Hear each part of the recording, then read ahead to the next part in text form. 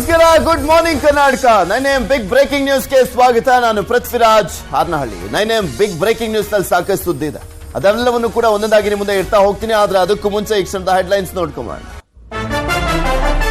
ಉಡುಪಿ ಕಾಲೇಜಿನ ಟಾಯ್ಲೆಟ್ ನಲ್ಲಿ ವಿಡಿಯೋ ವಿವಾದ, ಮೊಬೈಲ್ ನಲ್ಲಿ ವಿಡಿಯೋ ಇಲ್ಲ ಎಂದು ಖುಷ್ಬುಗೆ ಎಸ್ಪಿ ಮಾಹಿತಿ. ಇಂದು ಆರೋಪಿ ವಿದ್ಯಾರ್ಥಿನಿಯರ ವಶಕ್ಕೆ ಪಡೆದು ವಿಚಾರಣೆ ಸಾಧ್ಯತೆ. ರಾಜ್ಯದಾದ್ಯಂತ ಇನ್ನೂ ಕೂಡ ಮುಂದುವರೆದ ಮಳೆಯ ಆರ್ಭಟ. ಆಗಸ್ಟ್ ಸೆಪ್ಟೆಂಬರ್ನಲ್ಲಿ ಮತ್ತಷ್ಟು ಮಳೆ ಹೊಡೆತ. ದಾವಣಗೆರೆ, ಬೀದರ್, ಬೆಳಗಾವಿಯಲ್ಲಿ ಇಂದು ಶಾಲಾ ಕಾಲೇಜುಗಳಿಗೆ ರಜೆ. ಸಚಿವರ ವಿರುದ್ಧ ಕಾಂಗ್ರೆಸ್ ಶಾಸಕರ ಪತ್ರ ಸಮರ. ಸಂಪುಟ ಸಭೆ ಬಳಿಕ ಇಂದು ಸಿಎಲ್ಪಿ ಮೀಟಿಂಗ್. ಸಚಿವರಿಗೆ ಪಾಠ ಮಾಡ್ತಾರಾ ಸಿಎಂ ಸಿದ್ದು?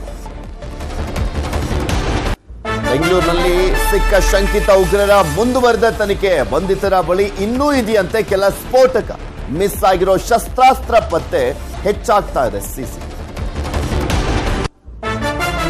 ಜ್ಞಾನವಾಪಿ ಮಸೀದಿ ಸರ್ವೆಗೆ ತಡೆ ಮುಂದುವರಿಕೆ. ಅಲಹಾಬಾದ್ ಹೈಕೋರ್ಟ್ನಲ್ಲಿ ಇಂದು ಮಧ್ಯಾಹ್ನ ಮತ್ತೆ ವಿಚಾರಣೆ. ಜಿಪಿಆರ್ ಸಮೀಕ್ಷೆಯಿಂದ ಹಾನಿ ಇಲ್ಲ ಅಂತ ಎಎಸ್ಐ ವಾದ.